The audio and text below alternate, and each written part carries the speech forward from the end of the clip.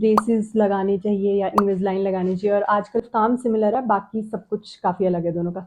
4 years back, yes, brushing करना थोड़ा tough हो जाता है या फिर हाय एवरीवन, वेलकम और welcome back to my YouTube channel. I am doctor Prajita, dentist by profession and creator by passion. कैसे हैं सब लोग? आई होप सब खुश होंगे, हेल्दी होंगे। कुछ दिन पहले मैंने अपने इंस्टाग्राम पे एक स्टोरी पोस्ट की थी रिगार्डिंग माय यूट्यूब वीडियो, जिसमें 2 ऑप्शंस थे। पहला था Invisalign versus braces, which one is better, and the second was home remedies for tooth sensitivity. Invisalign versus braces को ज़्यादा वोट आए थे। सेकेंड वाली home remedies for tooth sensitivity को भी काफ़ी वोट्स थे। उसके बारे में भी हम डिस्कशन करेंगे in the next video. Let's start from the start. What is Invisalign and braces?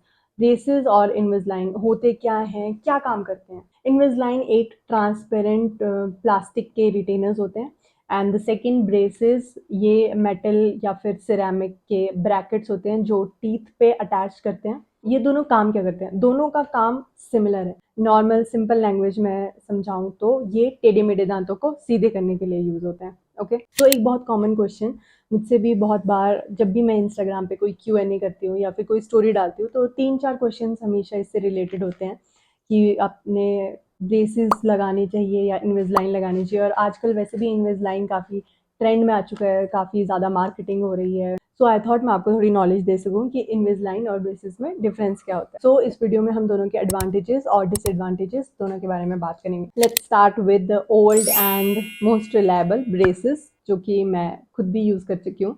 Yes, I had my braces 4 years back. Yes, so let's start with the video.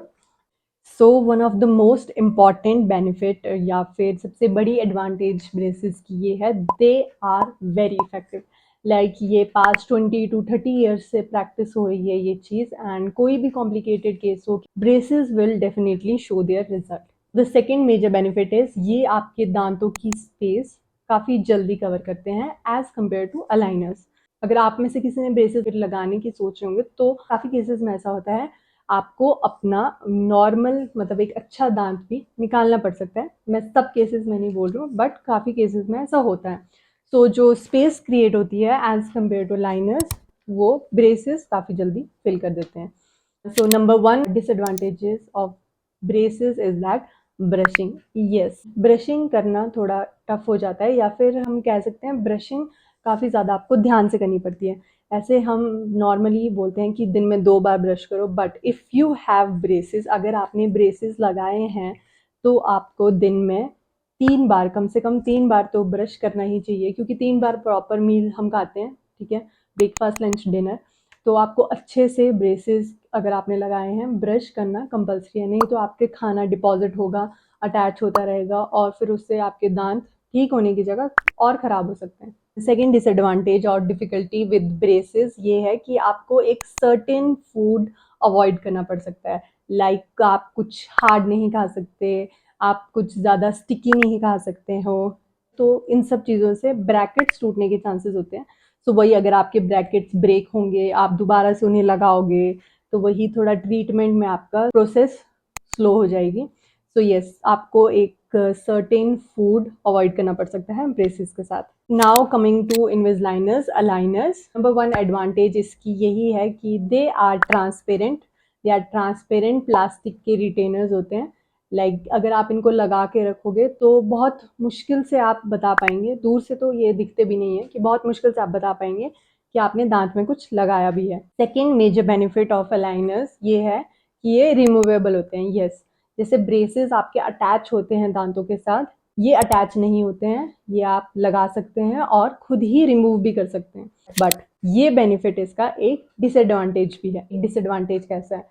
तो इट्स लाइक आपने aligners लगाए हैं, अगर आपको उनसे दर्द हो रही है या फिर अनकंफर्टेबल हो रहे हो, बहुत लोग निकाल भी देते हैं, और उसके बाद जब वो दर्द ठीक हो जाती है तो फिर वो वापस लगा लेते हैं। तो इट्स लाइक ये एक इसका डिसएडवांटेज भी है। अलाइनर्स आपने निकाल दिए, आप लगाना भूल गए, तो उनका टाइम पीरियड कम हो जाता है, फिर इसकी वजह से आपका ट्रीटमेंट थोड़ा स्लो हो सकता है, और ये खाते हुए भी आपको रिमूव करने हैं। अब ब्रेसेस तो 24 आवर्स आपके दांतों में लगे रहे, अटैच है, ना आप उसको निकाल सकते हो, ना आप उसके साथ कुछ कर सकते हो। सो अनदर मोस्ट इम्पॉर्टेंट यही क्वेश्चन सबसे ज़्यादा बार पूछा जाता है कि ब्रेसेस और अलाइनर्स में कौन कॉस्ट इफेक्टिव है, किसकी कॉस्ट कम है। अलाइनर्स एक्सपेंसिव है ब्रेसेस से, ब्रेसेस अलाइनर से कम एक्सपेंसिव है।